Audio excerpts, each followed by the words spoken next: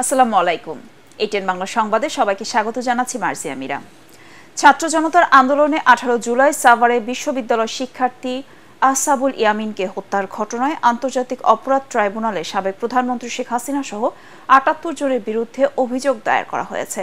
এতে বলা হয়, মিরপুরের এমআইটির 4th বর্ষের শিক্ষার্থী ইয়ামিনকে পুলিশ গুলি করে নির্মমভাবে হত্যা করে। পরে পুলিশের আর্মড পার্সোনাল ক্যারিয়ার এপিসি থেকে হাইওয়েতে ফেলে রাখা হয় ইয়ামিনের লাশ। অমানবিক এ ঘটনায় সাবেক প্রধানমন্ত্রী শেখ হাসিনা সহ সাভারে দায়িত্ব পালনকারী পুলিশ কর্মকর্তাদের অভিযুক্ত করা হয়েছে। এদিকে জামায়াতের কর্মী ও ব্যবসায়ী এনামুল কবিরকে 10 দিন ডিবি কার্যালয়ে গুম করে রাখার অভিযোগে শেখ হাসিনা সহ 25 জনের বিরুদ্ধে ট্রাইব্যুনালে আরেকটি অভিযোগ দায়ের করা হয়েছে। 2009 থেকে 2024 সালের আগস্ট পর্যন্ত সব গুমের সঙ্গে জড়িতদের বিচার চাওয়া হয়েছে এই অভিযোগে। শেখ হাসিনার বিরুদ্ধে আন্তর্জাতিক অপরাধ ট্রাইব্যুনালে গুমের অভিযোগ এটাই প্রথম।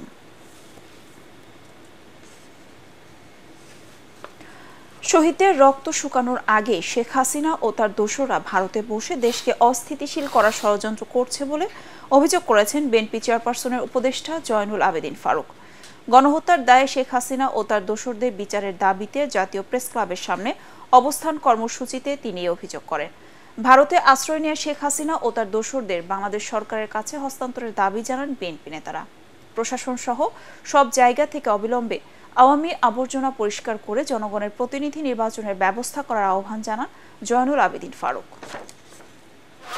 বাংলাদেশের বিশ্ব দরবারে যে মানচিত্র উঠিয়েছে তার প্রতি সম্মান থেকে আপনার উচিত ছিল বাংলাদেশের যারা এখন ভারতে আশ্রয় নিয়েছে তাদেরকে একে একে করে হস্তান্তর করা। আপনার কাছে একটাই দাবি, আপনি জঞ্জাল পরিষ্কার করুন, কিন্তু জনপ্রতিনিধিদেরকে সুযোগ দিতে হবে যারা সংসদে গিয়ে সংবিধান প্রণয়ন নতুন করে করবে, পরিবর্তন করবে। এই দাবি জনগণের এখন রয়েছে। ইলিশ ভারতে উপহার হিসেবে যাচ্ছে না বলে মন্তব্য করেছেন উপদেষ্টা সৈয়দা রিজওয়ানা হাসান। তিনি বলেন, ইলিশ রফতানির টাকা পাবে বাংলাদেশ সরকার।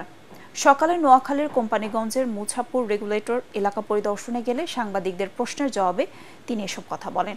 রিজওয়ানা হাসান বলেন, যারা ইলিশ চাচ্ছে তারাও বৈষম্য বিরোধী ছাত্র আন্দোলনের ওপার থেকে অনেক সমর্থন দিয়েছে।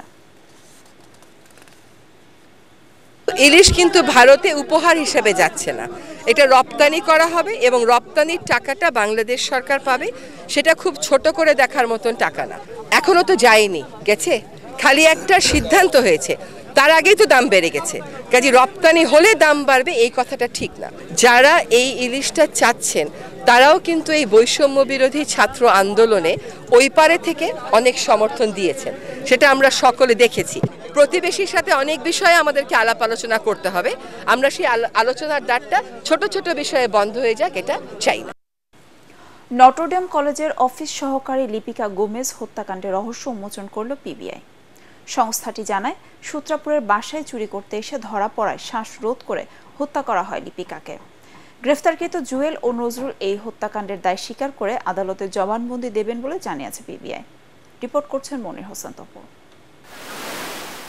সূত্রাপুরের নিজ বাসায় এই মাসের 11 তারিখ খুন হন নটরডেম কলেজের অফিস সহকারী লিপিকা গোমেজ।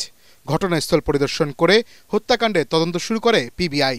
চুরি যাওয়া তার দুটো মুঠোফোনের সন্ধানের সূত্র ধরে একটি স্মার্টফোন কয়েক হাত বিক্রির পর উদ্ধার করে পিবিআই। পরে সদরঘাট এলাকা থেকে জুয়েল এবং তার দেয়া তথ্যে নজরুলকেও গ্রেফতার করা হয়। আসামিরা জানান, পূর্ব পরিকল্পনা অনুযায়ী লিপিকার বাড়ির ছাদে রাতে অবস্থান করে দড়ি বেয়ে ভেন্টিলেটর ভেঙে বাসায় প্রবেশ করে তারা। তাদের উদ্দেশ্য ছিল চুরি করা। তবে ভিকটিমের ঘুম ভেঙে যাওয়ায় তার মাথায় প্রথমে লোহার পাইপ দিয়ে আঘাত করে নজরুল। পরে দুজনে মিলে বালিশ চাপা দিয়ে হত্যা নিশ্চিত করে লিপিকার। সংবাদ সম্মেলনে এসব তথ্য জানায় পিবিআই। লিপিকা গোমেজকে তারা ভেবেছিল যে মহিলা একজন বড় মাপের চাকরি করে, একাকী, তার সন্তান নাই, সুতরাং নিশ্চয়ই তার এখানে অনেক টাকা পয়সা আছে তার বাসায়। তার বাসা চেঞ্জ করে এই বাসায় এসেছিল, তখন এই জুয়েল এবং নজরুল তাকে বাসা বদলাতে সাহায্য করেছিল। সেভাবেও তাদের একটা কানেকশনস ছিল। চিনে ফেলা রোধ করার জন্য তারা লিপিকাকে হত্যা করে। তিনি আরও জানান, বাসা থেকে চুরি করা অলংকার এবং হত্যাকাণ্ডে ব্যবহৃত আলামত উদ্ধার করা হয়েছে। বিশেষ করে পুরানো ঢাকায় আমাদের বাড়িগুলা একটার সাথে একটা গায়ে গায়ে লাগানো, সুতরাং সহজে এক বাসার ছাদ থেকে আরেক বাসার ছাদে চলে যাওয়া যায়। এই বিষয়ে আপনারা যারা বাড়িওয়ালা ওইখানে আছে তাদের কাছে একটা মেসেজ পৌঁছে দিতে চেষ্টা করবেন, যাতে এই বাড়িগুলোর নিরাপত্তার ব্যাপারে বাড়িওয়ালারা আর একটু সচেতন হয়। চুরির আড়ালে হত্যাকাণ্ডের অন্য কোনো উদ্দেশ্য ছিল কিনা তাও তদন্ত করে দেখছে পুলিশের এই সংস্থা। মনির হোসেন তপু, এটিএন বাংলা, ঢাকা। পরবর্তী সংবাদ দেখার আমন্ত্রণ জানিয়ে এখনকার মতো শেষ করছি।